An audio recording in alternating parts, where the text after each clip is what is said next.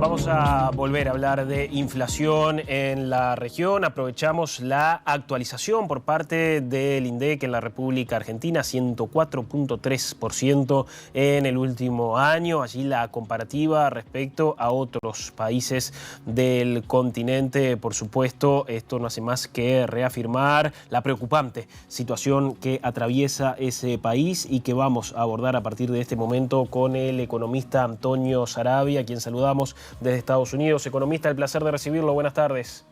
¿Qué tal? Un placer, un gusto estar contigo. ¿Qué sugiere un mapa de estas características donde, por supuesto, Argentina, Venezuela sobresalen del resto de los países de la región?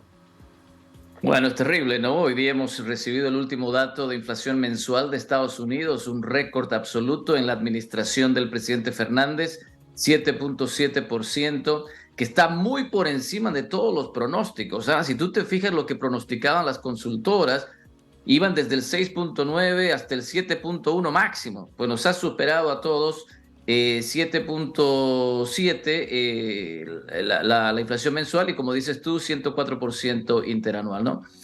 En países como Venezuela lo mismo, y hay otros países en que la inflación es alta, por ejemplo en Chile, pero no tan alta, ¿no? O sea, Argentina ha superado en un solo mes lo que muchos otros países hacen en un año. Entonces te imaginarás el conflicto que tienen.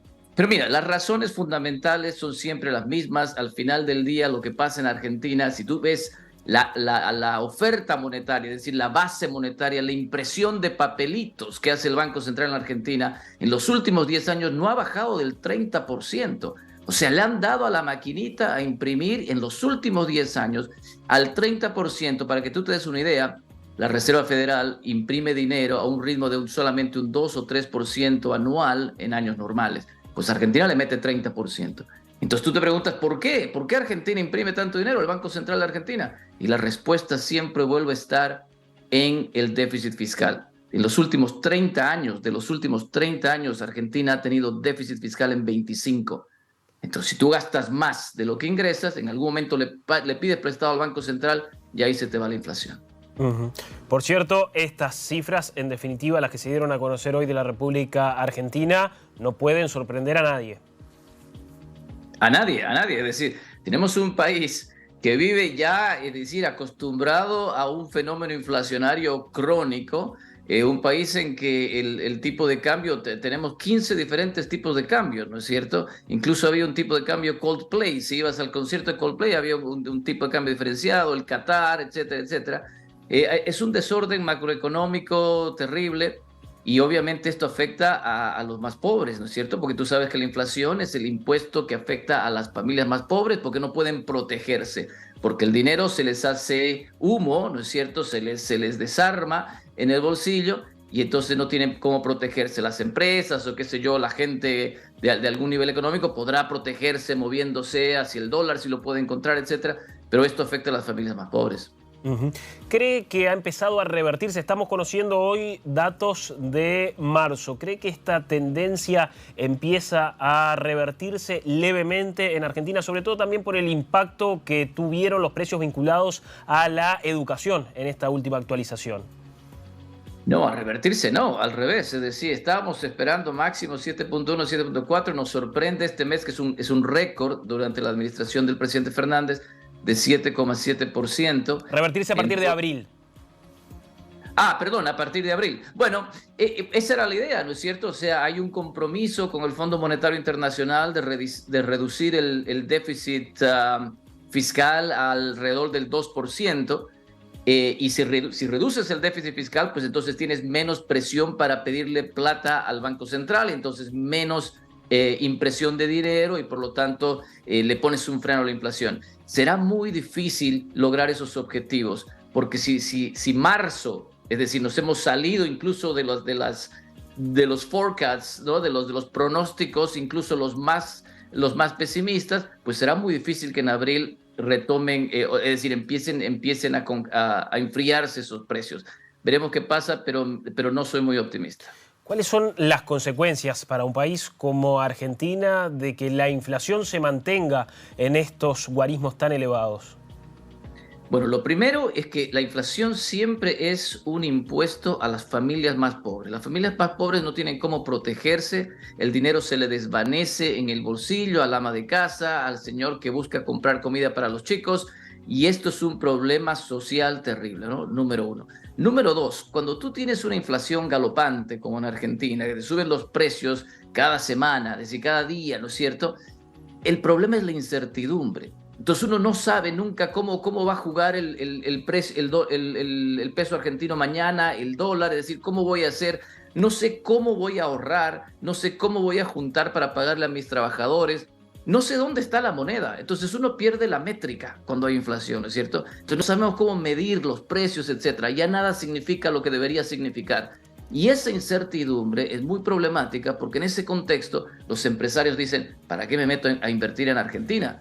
Con toda esta incertidumbre, ¿no es cierto? No sé por dónde va la cosa, mejor me espero, me aguanto a que todo vuelva a la normalidad. Pero si no hay inversión, si no hay producción, si no hay compañías que le pongan, pues entonces tenemos menos empleo y se genera un problema crónico de pobreza y tienes una espiral ahí en la que cada vez la situación es peor. Ujú. ¿Cómo hace un nuevo gobierno a partir de octubre, de noviembre, que se encuentra con esta situación, que hereda en definitiva este tipo de inflación, estos niveles de inflación? ¿De qué manera lo domina un gobierno entrante? Pues esta es la historia crónica de Argentina, ¿no? ¿Tú te acuerdas que el gobierno de los Kirchner dejó un 25% de inflación a Macri, Macri le dejó un 50% de inflación a Fernández y Fernández le va a dejar más arriba del 100% a cualquiera sea el nuevo presidente, ¿no es cierto? ¿Qué tiene que hacer el nuevo gobierno? Pues es la única solución. La única solución es bajar el gasto público. El gobierno tiene que amarrarse los cinturones, tiene que dejar de gastar. Eso significa dejar de subsidiar, por ejemplo, la electricidad, dejar de subsidiar ciertos alimentos. Es decir, el gobierno tiene que amarrarse los cinturones. Yo sé que esto es difícil porque esto es una política contractiva, ¿no es cierto? Porque si le sacas dinero a la economía, entonces estás contrayendo la demanda y esto tiene efectos obviamente en el empleo, etcétera. Pero es la única forma de hacerlo, es decir, eso significa un sacrificio, comprometerse con el fondo, por ejemplo, a reducir ese déficit fiscal, es la única forma de frenar la inflación. Va a costar, va a ser complicado, pero el próximo gobierno debería tener la voluntad política de hacerlo. Es la única forma. Uh-huh. ¿Cómo ve al resto de América Latina, exceptuando el caso argentino, que además convive con realidades muy distintas en la región? ¿Qué evaluación hace del resto de las naciones latinoamericanas? Pues fíjate, son situaciones distintas. Chile tiene una inflación de 2 dígitos anual, pero tiene una tendencia a la baja. Perú también tiene una inflación que se está acercando al 10%.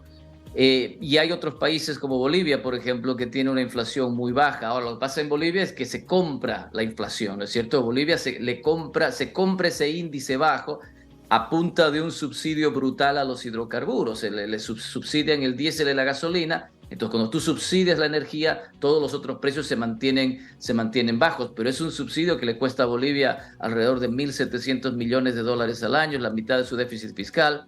Como tú te habrás enterado, en Bolivia ya casi no hay dólares, las reservas se han caído y por lo tanto tienes estas colas de las filas en el Banco Central tratando de comprar dólares. Entonces hay una incertidumbre ahora porque Bolivia se ha tratado de comprar esa inflación baja, pero desordenando la macroeconomía, ¿no?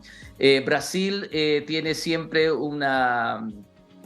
históricamente ha tenido una inflación alta y crónica, pero ahora Brasil ha sido uno de los países que ha podido controlar, ¿no es cierto? Ahí lo ves en tu gráfico que dice 4.05 y una tendencia a la baja. Entonces, digamos que es uno de los países a los que uno ve como ejemplo en Latinoamérica en cómo ha enfrentado este problema de la inflación. Yo no vería a Bolivia como un ejemplo porque ese índice se lo han comprado a partir de un subsidio muy alto. Uh-huh. En última instancia, ¿cómo analiza la iniciativa política de distintos países liderados por México de generar una alianza, reitero, política para combatir la inflación? Es una cosa muy rara. Yo te digo, la inflación es siempre y en todo lugar un fenómeno monetario. Es decir, si tú imprimes dinero, mucho dinero, inundas una economía con papelitos, vas a tener inflación. Entonces yo no sé cómo puedes hacer un acuerdo político contra la inflación, ¿no es cierto? Lo que tienes que hacer es dejar de gastar. Lo que los gobiernos imprimen cuando gastan mucho dinero, cuando tienen déficits fiscales. Entonces, los países tienen que decir, miren, nosotros tenemos que dejar de gastar porque si no nos viene una inflación. Yo no sé cómo el presidente de México puede generar una coordinación política, entonces salimos todos contra la inflación, pero si no dejas de gastar, jamás lo vas a poder conseguir, ¿no? Entonces aquí la receta es ortodoxa, es clásica, es a la antigua, ¿no es cierto? Dejamos de gastar, nos amarramos los cinturones, nos apretamos los cinturones porque esa es la única forma de no pedirle plata al Banco Central. Está claro, economista, gracias por estos minutos, ha sido muy amable. Excelente, un placer, gracias. Que pase bien, era el economista Antonio Saravia, analizando